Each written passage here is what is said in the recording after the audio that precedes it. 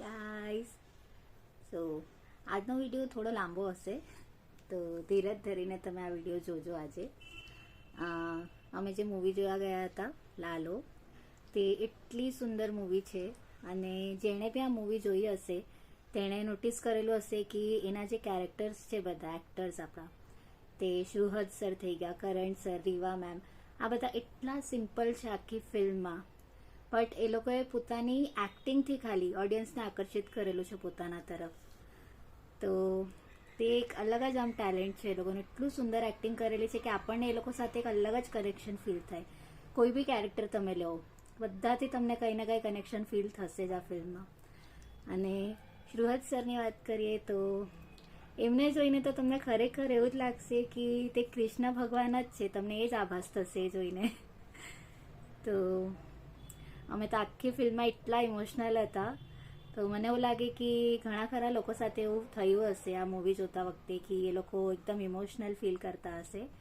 કારણ કે આપણા બધાના મનમાં આજકાલ એટલી બધી વસ્તુ ચાલતી હોય છે કે આપણે કોઈ સાથે શેર નથી કરતા, કારણ કે શાયદ ટાઈમ નથી, યા એવા કોઈ લોકો નથી જેના સાથે આપણે કંઈ બોલી શકીએ. તો તે બધી જે મનની છુપાયેલી વેદનાઓ છે તે ભગવાનના જ સામે ઉમળે છે. તો એમને જોઈને આપણને એવું જ ફીલ થાય કે હા, આપણા સાથે છે ને આપણાથી વાત કરે છે. આખી મૂવીમાં એવું ફીલ થાય કે એ આપણા સાથે કંઈ બોલી રહેલા છે. તો તે જે ઇમોશનલ કનેક્શન હતું તે અલગ જ લેવલ પર હતું એમના સાથે. ને તમે ધ્યાન આપેલું હશે કે એમને જે કપડાને એવું પહેરાવેલા હતા તે બી એકદમ સિમ્પલ, નોર્મલ આપણે લોકો રહે તે ટાઈપના. આમ એકદમ કંઈ શું કહે ને, મુકુટ વગેરે નથી, આ સિલ્ક વગેરેના કપડાં નથી, કે એવું કંઈ બી નથી. પણ એમનું જે ઓરા છે તે એટલું સુંદર છે કે આપણને મન થાય કે બસ હા, આમ જોતા રહે.